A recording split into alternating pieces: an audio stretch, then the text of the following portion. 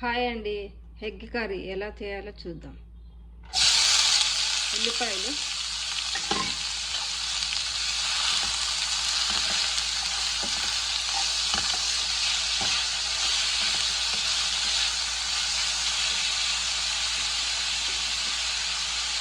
పచ్చిమిర్చి,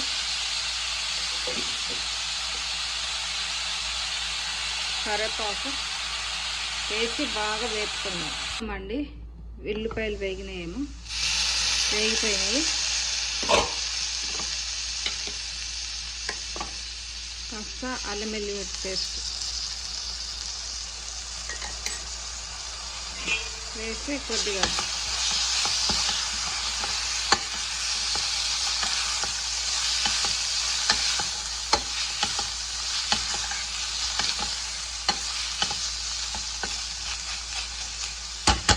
కాసేపు వేపుకోవాలి. వాసన పోయేసే వరకు వేపుకోవాలి. ఇలాగని నేను వేగేటప్పుడే ఉప్పు వేసానండి. ఆ తర్వాత కారం, ఆ తర్వాత పసుపు,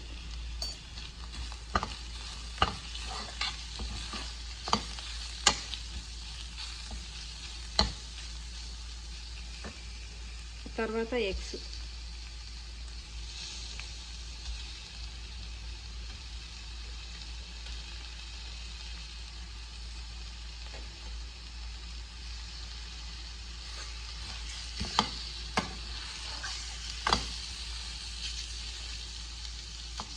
కాసేపు ఇలాగ వేయించుకోవాలి.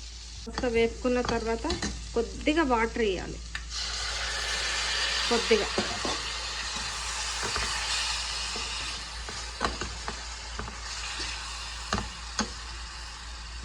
వేసి కాసేపు మూత పెట్టేస్తాను. కర్రీ రెడీ అయిందేమో చూద్దాం. కొద్దిగా గరం మసాలా, ఆ తర్వాత కొత్తిమీర. కర్రీ రెడీ అయిందేమో చూద్దాం.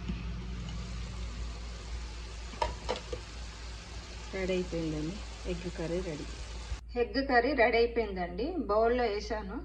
ఎగ్ కర్రీ మన తెలంగాణ పచ్చి పులుసు చూడండి ఎంత బాగుందో. చూడడానికి కూడా, తింటే కూడా అంతా బాగుంటుంది. పెరుగు ఈ మూడు వేసుకొని తింటే హాయిగా ఉంటుంది, తృప్తిగా కూడా ఉంటుంది.